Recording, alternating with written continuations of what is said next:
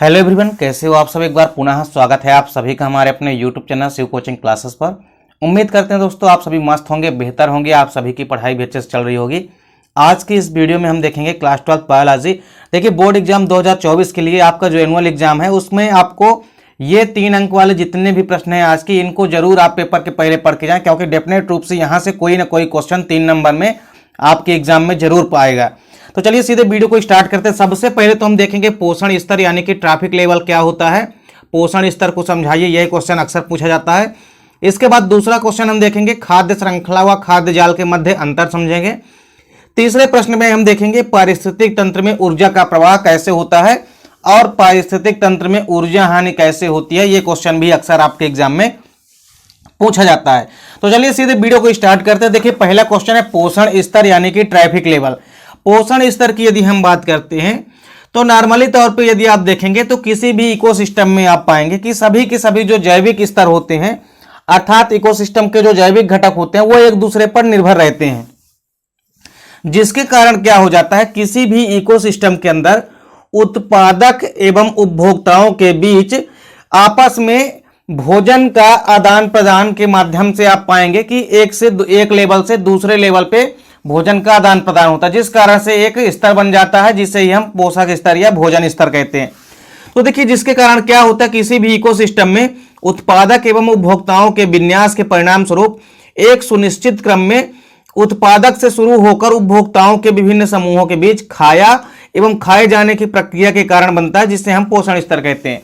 मतलब एक स्तर बन जाता है उत्पादकों से लेकर के विभिन्न श्रेणी के उपभोक्ताओं तक भोजन को खाए जाने के परिणाम स्वरूप, जिस कारण से एक से दूसरे लेवल में पोषण की प्राप्ति होती है, जिसे ही हम क्या कहते हैं, ट्रैफिक लेवल कहते हैं।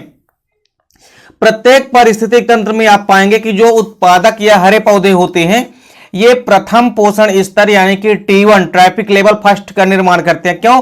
क्योंकि सबसे पहले जो एनर्जी है वो किसके पास होती है, प्रोड्यूसर यानी कि उत्पादकों के पास होती है। तो इस प्रकार से किसी भी इकोसिस्टम के अंदर जो उत्पादक या प्रोड्यूसर होते हैं ये प्रथम पोषण स्तर का निर्माण करते हैं। इसके बाद आप पाएंगे कि पौधों द्वारा जो संचित भोज्य पदार्थ होते हैं शाकाहारी जंतुओं अर्थात प्रथम श्रेणी के उपभोक्ताओं द्वारा ग्रहण किया जाता है। इस प्रकार प्राथमिक उपभोक्ता द्वितीय पोषण स्तर का निर्माण करते हैं। अब आप बताइए कि जब हरे पौधे प्रकाश संश्लेषण की प्रक्रिया के परिणाम स्वरूप जो संचित भोज्य पदार्थ अपने अंदर इकट्ठा कर लेते हैं, अब हरे पौधों को कौन खाते हैं, प्राथमिक उपभोक्ता के जीव खाते हैं, यानी प्राइमरी कंज्यूमर वाले जीव खाते हैं। तो जब प्राथमिक उपभोक्ता वाले जीव इनको खाएंगे तो वो द्वितीय पोषण स्तर यानी पोषण स्तर या ट्रैफिक लेवल सेकंड का तो T1 का निर्माण करते हैं। तो इस प्रकार से जो प्राथमिक उपभोक्ता होते हैं ये द्वितीय पोषण स्तर का निर्माण करते हैं। सेम इसी क्रम में जब प्रथम श्रेणी के उपभोक्ताओं को या प्रथम श्रेणी के जीवों को जब द्वितीय श्रेणी के उपभोक्ता इनका भक्षण करेंगे तो इस प्रकार से जो द्वितीय श्रेणी के उपभोक्ता होते हैं ये तृतीय पोषण स्तर यानी कि T3 ट्रैफिक लेवल थर्ड का निर्माण करते हैं। इसके बाद क्रमशः यही प्रक्रिया चलती रहती है और द्वितीय श्रेणी के उपभोक्ताओं का भक्षण जो है तृतीय श्रेणी के उपभोक्ताओं के द्वारा ग्रहण कर लिया जाता है और इस प्रकार तृतीय श्रेणी के जो उपभोक्ता होते हैं ये चतुर्थ पोषण स्तर यानी ट्रैफिक लेवल फोर्थ का T4 का निर्माण कर देते हैं। फिर इसके बाद देखिए, तृतीयक उपभोक्ताओं की जब मृत्यु हो जाती है उसके पश्चात इनके शरीर के जो उत्सर्जी पदार्थ होते हैं इनका जो उपयोग है वो अपघटक करते हैं, अर्थात जो सूक्ष्म जीव होते हैं या सूक्ष्म उपभोक्ता होते हैं ये अपघटकों का भक्षण करते हैं और इस प्रकार ये 5वें पोषण स्तर का निर्माण करते हैं यानी ट्रैफिक लेवल 5 का निर्माण करते हैं। तो इस पूरी की पूरी ट्रैफिक लेवल या पोषण स्तर में आपने क्या देखा कि प्रत्येक स्तर के जीव एक स्तर से दूसरे स्तर पर अपने भोजन या पोषण के लिए निर्भर रहते हैं और इस प्रकार से इनकी निर्भरता के परिणाम स्वरूप एक स्तर या आप पाएंगे कि एक लेवल बन जाता है जिसे ही हम ट्रैफिक लेवल कहते हैं। तो ट्रैफिक लेवल में आपने क्या देखा कि सबसे पहले जो एनर्जी होती है वो किसके पास होती है, हरे पौधों के पास होती है। तो हरे पौधे प्राथमिक पोषण स्तर कहलाते हैं। फिर इसके बाद हरे पौधों को खाया प्राथमिक उपभोक्ता के जीवों ने तो वो द्वितीय पोषण स्तर कहला गए। फिर प्राथमिक उपभोक्ता के जीवों को खाया द्वितीय श्रेणी के उपभोक्ताओं ने तो द्वितीय श्रेणी के जो उपभोक्ता हैं ये तृतीय पोषण स्तर कहला गए। इस प्रकार द्वितीय श्रेणी के उपभोक्ताओं को जब तृतीय श्रेणी के उपभोक्ताओं ने खाया तो चतुर्थ पोषण स्तर कहला गए। फिर जब तृतीय श्रेणी के जो उपभोक्ता हैं इनकी मृत्यु के पश्चात जो इनके उत्सर्जी पदार्थ होते हैं इनका भक्षण किसने किया, अपघटक अर्थात सूक्ष्म जीवों ने किया। तो अब घटक इस प्रकार से पांचवें पोषण स्तर का निर्माण करते हैं। तो इस प्रकार से एक लेवल या स्तर बन जाता है, जिसे ही हम क्या कहते हैं, पोषण का ट्रैफिक लेवल यानी कि पोषण स्तर कहते हैं। तो काफी इंपॉर्टेंट क्वेश्चन है, कई बार आपके एग्जाम में पूछा गया है और डेफिनेट रूप से आपके एग्जाम में आने की पूरी संभावना है। सेकंड क्वेश्चन आज का है खाद्य श्रृंखला व खाद्य जाल के मध्य अंतर, यानी differences between food chain and food web. Food chain की यदि हम बात करते हैं तो देखिए, किसी भी इकोसिस्टम के अंदर जो खाद्य पदार्थ होते हैं यानी जो फूड मटेरियल्स होते हैं, इनके स्थानांतरण का क्रमबद्ध जो प्रवाह पथ होता है वही खाद्य श्रृंखला कहलाता है। जबकि खाद्य जाल जो है कई सारी खाद्य श्रृंखलाओं का आपस में बना एक समूह होता है, अर्थात कई सारी खाद्य श्रृंखलाएं आपस में मिलकर के एक जाल का निर्माण करती है, जिसे हम खाद्य जाल यानी कि फूड वेब कहते हैं। दूसरा डिफरेंस देखिए आप कि इसमें जो ऊर्जा का प्रवाह होता है यानी जो एनर्जी का फ्लो होता है, उसके प्रवाह का जो पथ होता है, जो मार्ग होता है, वो एक सरल रेखा होता है। तो आपको याद रखना है कि खाद्य श्रृंखला में जो ऊर्जा का प्रवाह होता है यानी जो एनर्जी फ्लो होता है, उसके प्रवाह का जो पथ होता है वो सदैव एक सरल रेखा में होता है। खाद्य जाल में जब आप आएंगे तो इसमें पाएंगे कि इसमें ऊर्जा का जो प्रवाह पथ होता है वो अनियमित होता है। कैसा होता है? अनियमित होता है। तो इस प्रकार से आप पाएंगे कि खाद्य श्रृंखला व खाद्य जाल में दूसरा डिफरेंस क्या है कि खाद्य श्रृंखला में जो एनर्जी का प्रवाह पथ होता है वो एक सरल रेखा में होता है और खाद्य जाल में एनर्जी का प्रवाह पथ अनियमित रूप से होता है, क्योंकि कई सारी खाद्य श्रृंखलाएं आपस में मिल जाती है, तो अनियमित रूप से इसमें क्या होता है, एनर्जी का फ्लो होता है। फिर देखिए तीसरा और आखिरी डिफरेंस इनमें क्या है कि जो प्रवाह पथ होता है वो सदैव एक ही दिशा में होता है। जो खाद्य श्रृंखला में एनर्जी का प्रवाह पथ होता है वो सदैव एक ही दिशा में होता है।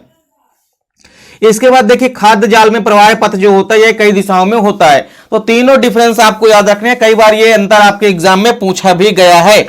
अगला क्वेश्चन और आखिरी क्वेश्चन आज का आपको देखना है कि पारिस्थितिक तंत्र में ऊर्जा का प्रवाह कैसे होता है। काफी इंपॉर्टेंट क्वेश्चन है, कई बार आपके एग्जाम में क्वेश्चन पूछा जा चुका है कि एनर्जी का प्रवाह कैसे होता है और किसी भी इकोसिस्टम या किसी भी पारिस्थितिक तंत्र में ऊर्जा हानि को समझाइए। तो सबसे पहले तो पारिस्थितिक तंत्र में आपको ऊर्जा का प्रवाह समझना है।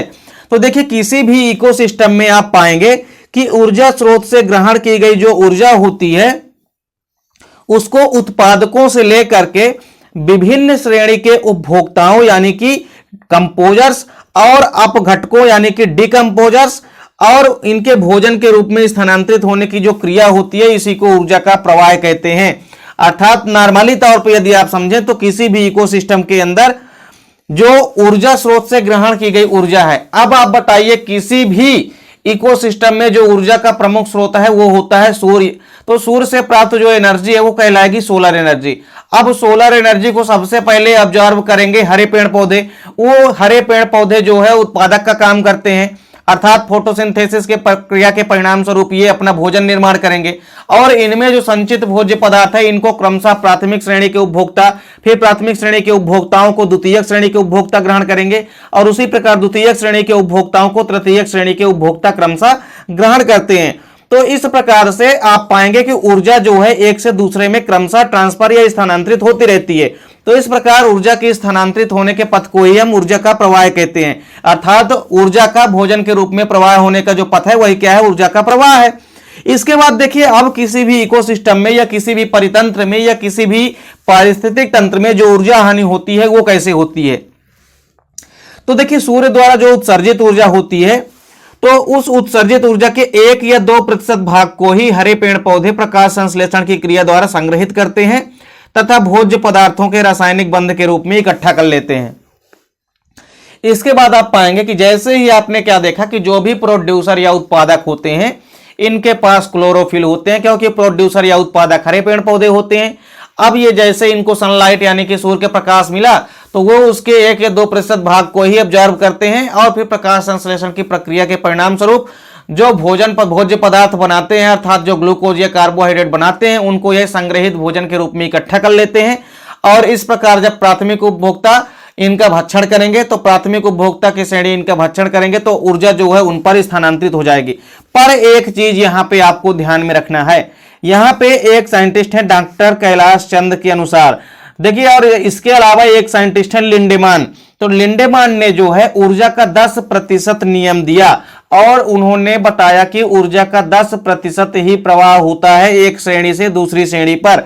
अर्थात देखिए यहाँ पे एक वैज्ञानिक है डॉक्टर कैलाश चंद, इनके अनुसार इन्होंने क्या कहा कि पौधे द्वारा जो भोज्य पदार्थों के रूप में जो संचित ऊर्जा होती है, उस संचित ऊर्जा का लगभग 90% भाग वह स्वयं की जैविक क्रियाओं में खर्च कर देते हैं और शेष 10% भाग जो संचित ऊर्जा होती है वो अगले प्राथमिक श्रेणी के उपभोक्ताओं द्वारा ग्रहण कर ली जाती है।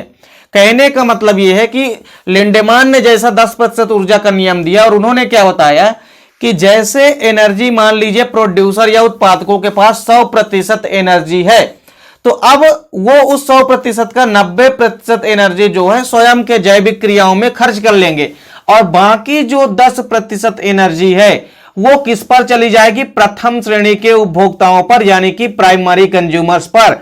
तो देखिए ऊर्जा का 10% ही फ्लो होगा, बाकी की जो 90% एनर्जी है वो खुद के जैविक कार्यों में क्रमशः नष्ट या खर्च होती जाएगी और इस प्रकार जो अगले श्रेणी के क्रमशः लेवल में पहुंचते जाएंगे वैसे ही 90% एनर्जी का ह्रास होता जाएगा और 10% ही एनर्जी अगले श्रेणी के उपभोक्ताओं के द्वारा ग्रहण की जाएगी।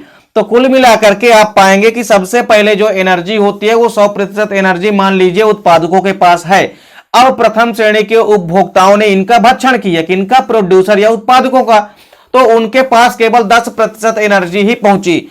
अब उस 10% का 90% एनर्जी वो स्वयं के जैविक क्रियाओं में खर्च कर लेंगे और बाकी के बचे जो 10% एनर्जी है वो अगले श्रेणी के उपभोक्ताओं को, यानी जब द्वितीयक श्रेणी के उपभोक्ता प्राथमिक श्रेणी के उपभोक्ताओं का भक्षण करेंगे तो उसका 10% एनर्जी जो है द्वितीयक श्रेणी के उपभोक्ताओं को मिल जाएगी। और इस प्रकार से आप पाएंगे कि क्रमशः 10% एनर्जी का फ्लो एक श्रेणी से दूसरे श्रेणी में होता रहता है और 90% जो ऊर्जा की हानि होती है वो क्रमशः हर श्रेणी में होती चली जाती है। अब आप पाएंगे कि किसी भी इकोसिस्टम में यह चक्र क्रमशः चलता रहता है और अंत में क्या होता है कि जो अब घटक होते हैं यानी जो डिकम्पोजर होते हैं, ये डिकम्पोजर क्या करते हैं, मृत जीवों के शरीर में बची जो शेष ऊर्जा होती है उसके कुछ भाग को बाहरी वातावरण में क्या कर देते हैं, मुक्त कर देते हैं। और इस प्रकार से आप पाएंगे कि किसी भी परितंत्र में एक दिशीय ऊर्जा का प्रवाह होता है। लिख के ले लीजिए, one of most important question paper में छपता ही छपता है। आपसे एग्जाम में डेफिनेट रूप से कोई ना कोई क्वेश्चन वस्तुनिष्ठ में यहां से पूछा ही जाएगा। पहला तो यह पूछा जाएगा कि ऊर्जा का पिरामिड कैसा बनता है, तो सदैव सीधा बनता है। दूसरी चीज तो आपसे पूछा जाएगा ऊर्जा का 10% नियम किसने दिया, तो लिंडेमान ने दिया था। तीसरा क्वेश्चन जरूर यह बनेगा कि किसी भी इकोसिस्टम में जो एनर्जी का प्रवाह होता है वो कैसा होता है, तो आपको याद रखना है कि सदैव एक दिशीय होता है, अर्थात एक ही दिशा में होता है। तो इस प्रकार से आप पाएंगे कि किसी भी परितंत्र में या किसी भी इकोसिस्टम में एक दिशीय ऊर्जा का प्रवाह होता रहता है तथा प्रत्येक स्तर में क्रमशः इसमें कमी आती जाती है। जैसे जैसे खाद्य श्रृंखला बढ़ती जाएगी वैसे वैसे पोषक स्तर में या एनर्जी में भी कमी आती जाती है। तो इस प्रकार से किसी भी इकोसिस्टम में जो खाद्य श्रृंखला या आहार श्रृंखला होती है यह जितनी छोटी होती है ऊर्जा की हानि उतनी ही कम होती है और यदि खाद्य श्रृंखला या पोषण स्तर काफी लंबे होते हैं तो इनमें एनर्जी का हानि भी उतना ही ज्यादा होता है, अर्थात खाद्य श्रृंखला जितनी लंबी होगी एनर्जी की हानि उतनी ही ज्यादा होगी। तो देखिए यहां पे जो तीनों इंपॉर्टेंट क्वेश्चन है 3 नंबर में कोई ना कोई क्वेश्चन डेफिनेट आपके एग्जाम में देखने को मिलेगा। उम्मीद करते हैं दोस्तों वीडियो पसंद आई होगी। दोस्तों वीडियो अच्छी लगे तो लाइक और कमेंट जरूर कीजिए। इसके पहले भी हमने कई सारे वीडियो आपको प्रोवाइड करा दिए इंपॉर्टेंट क्वेश्चन के, अभी तक आप यदि नहीं देखे हैं तो आप प्ले लिस्ट में जाकर के देख सकते हैं। मिलते हैं दोस्तों नेक्स्ट वीडियो में, तब तक के लिए जय हिंद, वंदे मातरम।